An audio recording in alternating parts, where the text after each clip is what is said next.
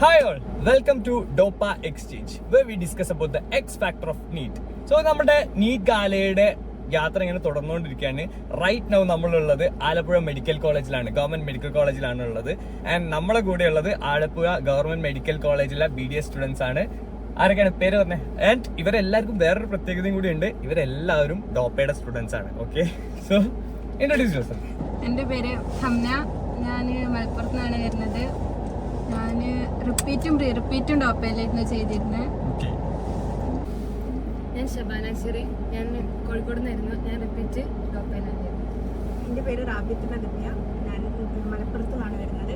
ഞാൻ റിപ്പീറ്റും ഒക്കെ ഡോപ്പയിലായിരുന്നു. നമുക്കൊന്ന് ക്യാമ്പസിനും കൂടി വണ്ടി ഓടിച്ച് പോകാല്ലേ? ഫസ്റ്റ് ഇയേഴ്സ് ആയതുകൊണ്ട് സീനിയേഴ്സ് കണ്ട എന്തെങ്കിലും പണിയിട്ടെങ്കിൽ എങ്ങനെ ഉണ്ടായിരുന്നു ഡോപ്പയിലെ ജീവിതം? ഡോപ്പൻ്റെ ലൈഫ് പറയുകയാണെങ്കിൽ സത്യം പറഞ്ഞാൽ എനിക്ക് ഇപ്പം ഏറ്റവും കൂടുതൽ മിസ് ചെയ്യുന്നത് ഡോപ്പത്തെ ലൈഫാണ്. രക്ഷപ്പെട്ടില്ല അതുകൊണ്ട് മിസ് ചെയ്യുന്നു.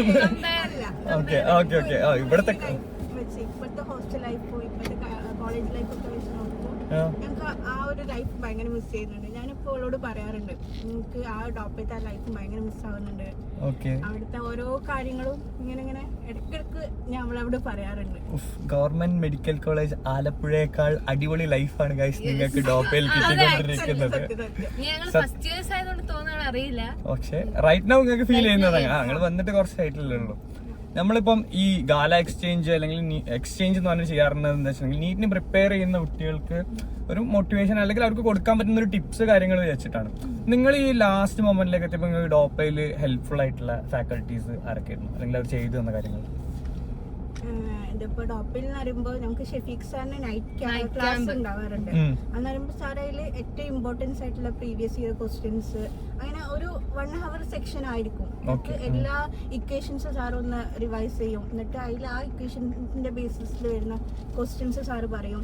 അങ്ങനെ നമുക്ക് എന്താ ഒരു ചാപ്റ്റർ പെട്ടെന്ന് തന്നെ റിവൈസ് ചെയ്യാൻ പറ്റും. ആ ഒരു 1 hourന്റെ ഉള്ളിൽ തന്നെ സാർ പെട്ടെന്ന് പറഞ്ഞു പോകും. അങ്ങനെയൊക്കെ ആകുമ്പോൾ നൈറ്റില് നമുക്കൊരു ടൈം നല്ലൊരു സാറിന്റെ ആ ഒരു നൈറ്റ് ക്ലാസ് ഭയങ്കര എഫക്റ്റീവ് ആയിരുന്നു അല്ലേ? നിങ്ങൾക്കും ഷെഫീഖ് സാർ തന്നെ? ഡോപ്പയുടെ സ്വന്തം മീൻസ് ഓർഗാനിക് ഒക്കെ തറായത് അഷ്റഫ് സാർ ഉള്ളതുകൊണ്ട് മാത്രം. അഷ്റഫ് സാർ മീൻസ് മൂപ്പര് എന്താ കോൺട്രിബ്യൂഷൻ എന്ന് പറഞ്ഞാൽ കുറച്ചല്ല. എന്തൊക്കെയാണ് അഷ്റഫ് സാറിന് ഒരു USP പറഞ്ഞ പെട്ടെന്ന് അഷ്റഫ് സാറിനെ മനസ്സിലാക്കുമ്പോൾ സാർ പഠിപ്പിച്ചത്? സാറ് പറയും, എനിക്ക് ഏറ്റവും വരെ സാറിന് ഒരു ഡയലോഗ് ഉണ്ട്, സാർ എപ്പോ ക്ലാസ്സിൽ വന്നാലും ആദ്യം പറയാ, ഇപ്പൊ പഠിക്ക് മക്കളെ പിന്നെ എൻജോയ് ചെയ്യാം. സാറിനെ കുറിച്ച് പറയുമ്പോ ആദ്യം പറയാതാ. പിന്നെ സാറിന്റെ ക്ലാസ്സസ് എന്നൊക്കെ പറയുമ്പോ അടിപൊളി ക്ലാസ്സസ് ആണ്. സാറെ ക്ലാസ് നമുക്ക് നേരെ ക്വസ്റ്റ്യൻസ് ചെയ്യാം. അത് വേറൊരു നോക്കേണ്ട ആവശ്യമുണ്ടാവില്ല, വേറെ എക്സ്ട്രാ നോട്ടൊന്നും നോക്കേണ്ട ആവശ്യമില്ല.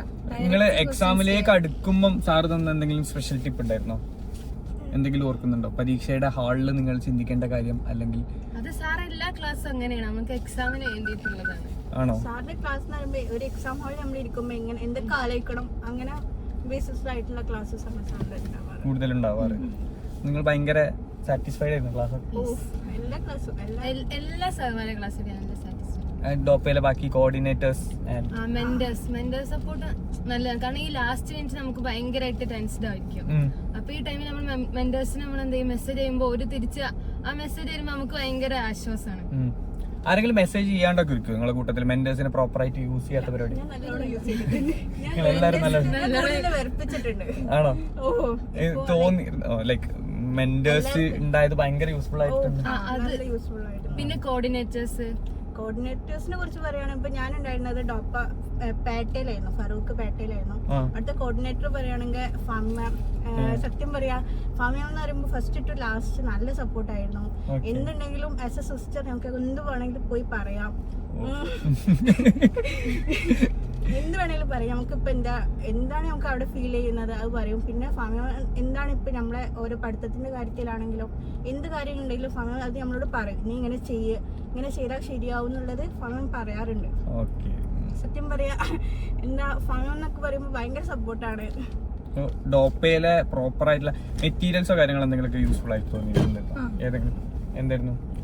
ക്യാപ്സ്യൂളിന്റെ ബുക്സ് നല്ല യൂസ്ഫുൾ ആയിരുന്നു. മീൻസ് ലാസ്റ്റ് കാർ റിവൈസിന് നല്ലതായിട്ട് ഉപകാരപ്പെട്ടിട്ടുണ്ടായിരുന്നു. എങ്ങനെ ലൈക്ക് അതിനൊരു യൂസ് ചെയ്ത മെത്തേഡ് എന്തെങ്കിലും ഉണ്ടോ അല്ലെങ്കിൽ പ്രോപ്പറായിട്ട് വെറുതെ എങ്ങനെ അത് വായിച്ചു പോയോ അങ്ങനെ അല്ല എന്തെങ്കിലും? വായിച്ചു പോയോണ്ട് മാത്രം കാര്യല്ല. ക്യാപ്സ്യൂൾഡ് ബുക്ക് ക്ലാസ് കണ്ട് Okay. ഇരുന്ന് അത് യൂസ് ആക്കണം. ക്യാപ്സ്യൂളിന്റെ അപ്പൊ അതിന്റെ കൂടെ തന്നെ നമുക്ക് എഴുതി പോകാൻ പറ്റിയ ഒരു നോട്ടും പിന്നെ കൂടെ ക്വസ്റ്റ്യൻസ് ആയിട്ടുള്ള കുറെ ക്വസ്റ്റ്യൻ ബാങ്ക് ഡോപ്പിൽ നിന്ന് കിട്ടിയിട്ടുണ്ട്. അതൊക്കെ ആയിട്ട് നല്ല യൂസ്ഫുൾ ആയിരുന്നു. പിന്നെ ഡോപ്പ് മാരത്തോൺ അതൊരു ഡോപ്പിന്റെ തന്നെ ഒരു അടുത്ത എക്സാം ഞങ്ങൾക്ക് ഇങ്ങനെ ഒന്നും ഇതാക്കാൻ പറ്റില്ല. ഒരു എക്സാം കഴിഞ്ഞാല് അടുത്ത എക്സാം ഒന്നും ഞങ്ങൾക്ക് ഒരു എന്താ പറയാ ചിന്തിക്കാനുള്ള ടൈമില്ല. വേറൊന്നും ചിന്തിക്കാനുള്ള ടൈമില്ല.